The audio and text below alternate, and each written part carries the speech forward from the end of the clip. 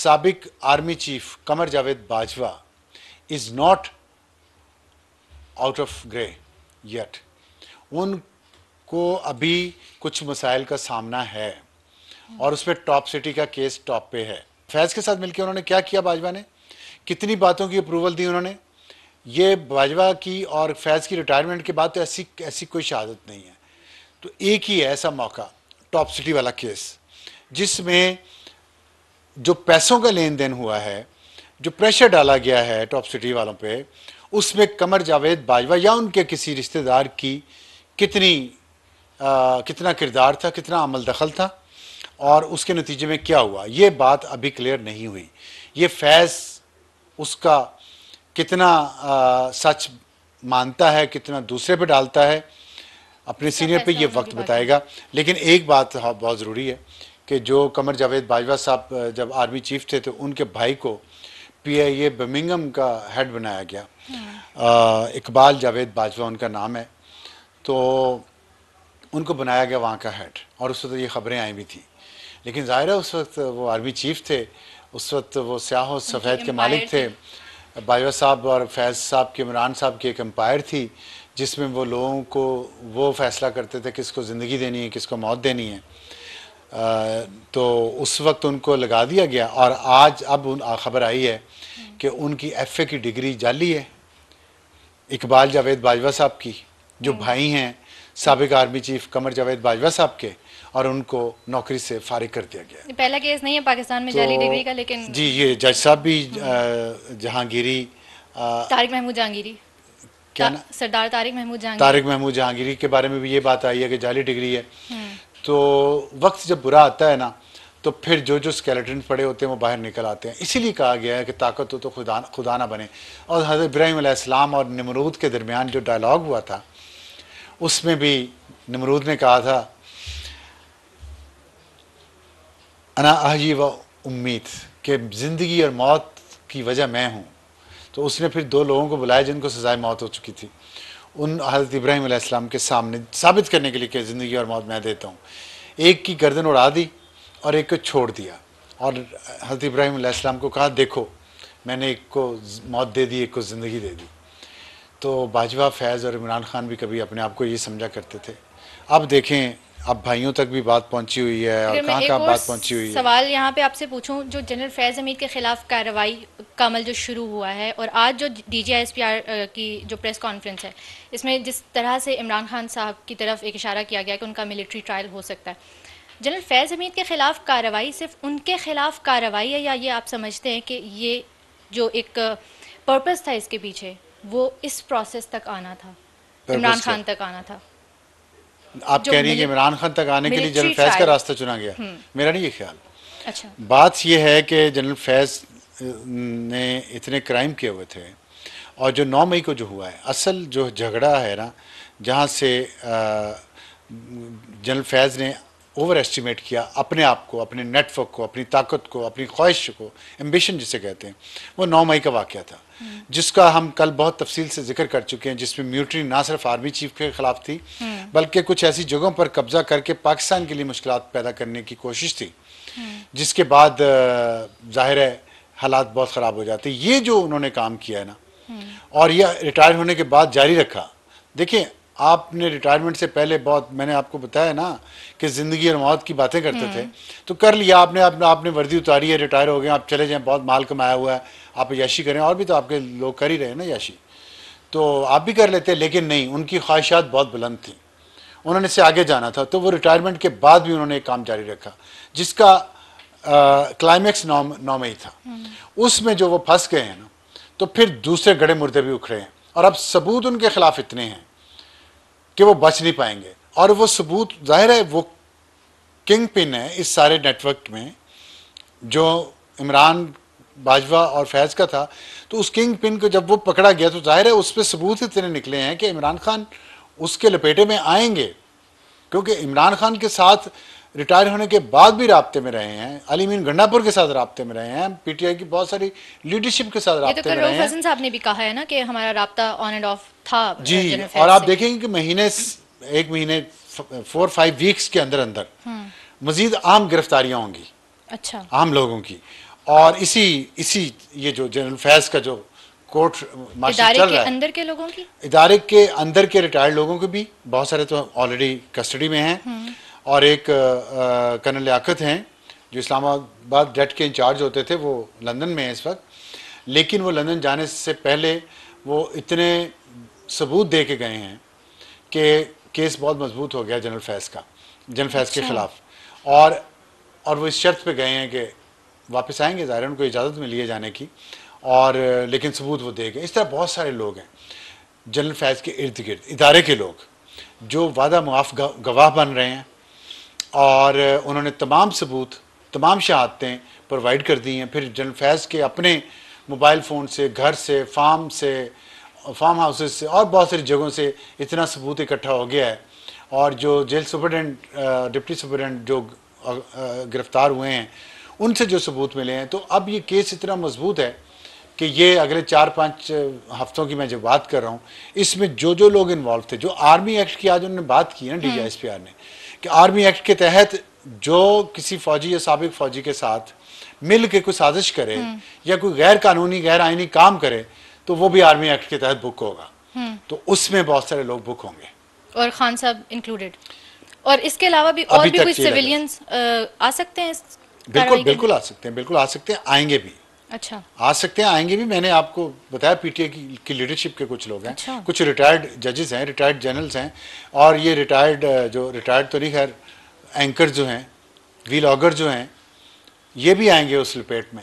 अच्छा। और मैं इस बात पे मुझे दायरा कार यानी इतना वसी हो जाएगा। देखिए, जुर्म भी तो इतना बड़ा था ना, और मैं ये समझता हूँ कि एहतसाब सबका होना चाहिए। बड़ी अच्छी बात की है ISPR ने आज जो बात की है कि हम एहतसाब अपना जो है वो कर रहे हैं, और ख़ुद एहतसाबी का अमल उन्होंने जो शुरू किया है, इसी का हमारा मुतालबा रहा है हमेशा कि फ़ौज सबसे ताकतवर इदारा है। जब वो खुद अपने अंदर अपनी मंजी के नीचे डांग फेरेंगे, अपना एहतसाब करेंगे, तो फिर और किसी के पास कोई बहाना नहीं रहेगा, ना अदलिया के पास, ना मीडिया के पास, ना पार्लियामेंट के पास, ना सिविलियन ब्यूरोक्रेसी के पास, कि वो अपना एहतसाब क्यों नहीं करते।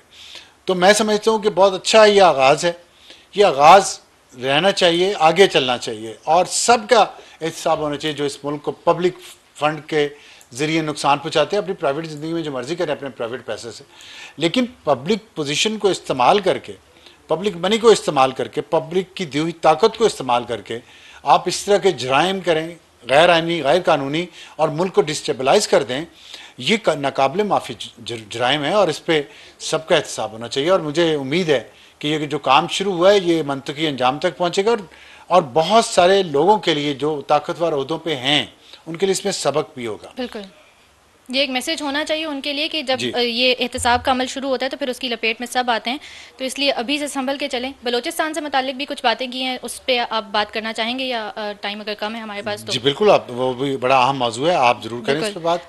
DGISPR ने कहा है कि बलोचिस्तान में एहसास महरूमी रियासती जबर के बयानिए बना रहे हैं। ये यानी कि ऐसा कुछ है नहीं, ये बयानिए बनाए जाते हैं।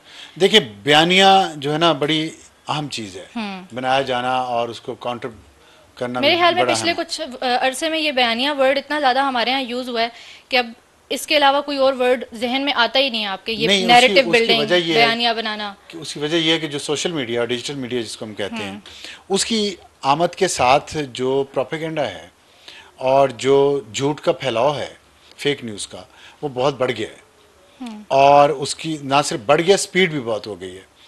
इस वजह से जो डेमोक्रेसीज हैं, जहाँ फंडामेंटल राइट्स की बात करते हैं हम, जब जमहूरियत को सबसे ज़्यादा ख़तरा जो है ना वो फेक न्यूज़ से है और झूठे प्रोपेगेंडा से है पूरी दुनिया में। ये सिर्फ पाकिस्तान की मैं बात नहीं कर रहा, और ये इस पर बहुत काम हो रहा है, बहुत रिसर्च हो रही है, बहुत किताबें लिखी जा रही हैं, और जो तरक्की याफ्ता ममालिक हैं वो ऑलरेडी कानून साजी कर रहे हैं फेक न्यूज़ को कंट्रोल करने की। No news is ever the fake news, disinformation. जी, और no news is ever the fake news, it's disinformation और मिसइंफॉर्मेशन। ठीक है, let's not say it about disinformation कह लें, डिसइंफॉर्मेशन कह लें। आपने ताज़ा कोर्स किया हुआ है उस पर मिसइंफॉर्मेशन एंड डिसइंफॉर्मेशन के ऊपर। आर्टिफिशियल इंटेलिजेंस का रोल बहुत अहम है, ठीक है, इस डिसइंफॉर्मेशन में जो आप बात कर ले, फेक न्यूज़ ज़रा आम इस्तेमाल का वर्ड लोगों को समझ आता है, इसलिए हमारे खिलाफ यूज़ होता है, तो इसलिए हमने ये सीखा है कि हमें अपने जर्नलिस्ट कम्युनिटी को अपने लिए ये वर्ड यूज़ नहीं करना चाहिए। ठीक है, लेकिन मैं इस वक्त जर्नलिस्ट के तौर पे तो नहीं बात कर रहा, मैं तो एक पाकिस्तानी के तौर पे बात कर रहा हूँ और एक जमहूरियत और आइन पसंद शख्स के तौर पे बात कर रहा हूँ कि जमहूरियत और आइन को सबसे ज़्यादा ख़तरा फेक न्यूज़ से है। ये मीडिया के लोगों को सोचना चाहिए, आप जैसे लोगों को, मीडिया के जो फेक न्यूज़ का शिकार हो जाते हैं और फिर उससे ज़ाहिर है प्रोपेगेंडा फैलता है और उसी को वो जहनों को इतना ज़्यादा पुरतशद्दद बना देता है। ये रिसर्च हुई है कि झूठा प्रोपेगेंडा लोगों के जहनों को पुरतशद्दद बना देता है और फिर जब वो स्ट्रीट में आते हैं तो वो फिर वायलेंस की तरफ चले जाते हैं और इसी से हंगामे जो पूरी दुनिया में फूट पड़ते हैं अचानक आजकल बड़ी बड़ी जमहूरियतों में, यूरोपियन जमहूरियतों में फूटे हैं और अमेरिका में भी जो पिछले इलेक्शंस के बाद वहाँ पे हुआ है, उसकी वजह ये है कि झूठा प्रोपेगेंडा। तो उसमें जो उन्होंने बात की है बलूचिस्तान की, देखिए उसमें प्रोपेगेंडा तो हो रहा है, इसमें कोई शक नहीं है और झूठा भी प्रोपेगेंडा हो रहा है, लेकिन कुछ चीज़ें जेन्युइन भी हैं। अगर आप समझते हैं कि झूठा प्रोपेगेंडा हो रहा है तो आपने इसे काउंटर करना है। तो काउंटर करने में कुछ जो बुनियादी चीज़ें हैं, अगर कहीं ज़्यादती या जुल्म हो रहा है उसको मानना चाहिए और उसका अजाला करना चाहिए, उसको रोकना चाहिए, उस पर माफ़ी भी मांगनी चाहिए। दूसरी बात यह है कि जो ज़िम्मेदार हैं उनको भी कटहरे में लाना चाहिए। जो नौजवान नस्ल इस प्रोपेगेंडा से, इस नैरेटिव से मुतासर हो रही है, उनके साथ आप लोग क्या कर रहे हैं? उनको वापस लाने में क्या, आपने ये कह दिया है जी कि ये झूठे प्रोपेगेंडे से ये लोग मुतासर हो गए हैं, ठीक है, कह दिया, मान लिया, अब आपने उसका तोड़ क्या निकाला है? तोड़ मोहब्बत, तोड़ उनके हकूक उनको दें और बताएं। आपने कह दिया कि इतने 100 अरब रुपया उनको गया है और 17 जो बलूचिस्तान के वज़राए आला हैं पिछले, वो बलोच थे, ठीक है, ये बात, वो बलोच थे, लेकिन वो बलोच इलीट से उनका ताल्लुक था। आम बलोच तो उन 17 में से एक डॉक्टर अब्दुल मालिक ही आया ना, उस तरह के और बहुत सारे होंगे, उनको क्यों आगे नहीं आने दिया जाता? उनके खिलाफ या जेन्युइन जो पॉलिटिकल फोर्सेस हैं, अख्तर बेंगल की मैं बात करता हूँ, हासिल बजंजो को चेयरमैन सेनेट बनने से क्यों रोका गया? किसने रोका? क्या इससे प्रोपेगेंडा, वो जो झूठा प्रोपेगेंडा है, उसको फीड नहीं मिलती? जब हासिल बिजंजो जैसा शख्स, क्रेडिबल शख्स, ईमानदार शख्स, वो चेयरमैन सेनेट नहीं बन पाया क्योंकि फैज़ बाजवा और इमरान के प्लान्स कुछ और थे, तो उससे वो जो प्रोपेगेंडिस्ट जिनको आप कह रहे हैं कि जो फेक न्यूज़ फैलाते हैं, झूठा प्रोपेगेंडा करते हैं, उनको फीड मिलती है, उस वो कच्चे जहनों को मुतासर करते हैं। तो ये 3-4 जो है ना एवेन्यूज़, उस पर काम करना पड़ेगा। जुल्म कहीं हो रहा है तो रोकना पड़ेगा, जहाँ दहशतगर्दी होगी उसको काउंटर करें दहशतगर्दी को ताकत से, जहाँ पे लोग अपना काम करना चाहते हैं उनको रोज़गार के मौके प्रोवाइड किए जाएं और जो इलीट है बलोच इलीट, उसको नवाजना, उसको उनके पेट भरना छोड़ दें। जो भी वजूहात हैं उसकी, आप में से कोई लोग मिले हुए हैं या कोई और लोग उनके साथ मिले हुए हैं, इन सब को रोक दें हराम कमाने से और हराम खाने से, और वो जो पैसा है बलोच अवाम का, वो बलोच अवाम तक पहुँचाएँ। पीने का पानी दें उनको, हॉस्पिटल्स दें उनको, स्कूल दें, अच्छे स्कूल दें जहाँ पे उनको उनकी तरबियत हो, स्किल्ड लेबर क्रिएट करें, खाली उन्हें अली बेपे ना पढ़ाएं और फिर वहाँ सड़कें बनाएं, लोगों को आसानियाँ लोगों के लिए पैदा करें। तो मेरा ख्याल इतनी कम आबादी है बलूचिस्तान की, बड़ी आसानी से, मोहब्बत से, जो आपका मेजॉरिटी तो अभी भी वहाँ की पुरअमन ही है ना, वो तो अभी भी पाकिस्तान के साथ ही रहना चाहते हैं ना, वो तो अभी भी अपनी ज़िंदगियों को सिर्फ खुशहाल करना चाहते हैं ना। तो उस मेजॉरिटी को अपनी तरफ लाने के लिए आप इस बलोच एलीट से छुटकारा हासिल करें और जो असल बलोच नुमाइंदे हैं उनको फोल्ड में लेके आएँ और उनके ज़रिए उन कच्चे जहनों तक पहुँचे, उनको बताएं कि हम दुश्मन नहीं हैं, हम दोस्त हैं और हमसाए हैं, साथ रहना है। बिल्कुल।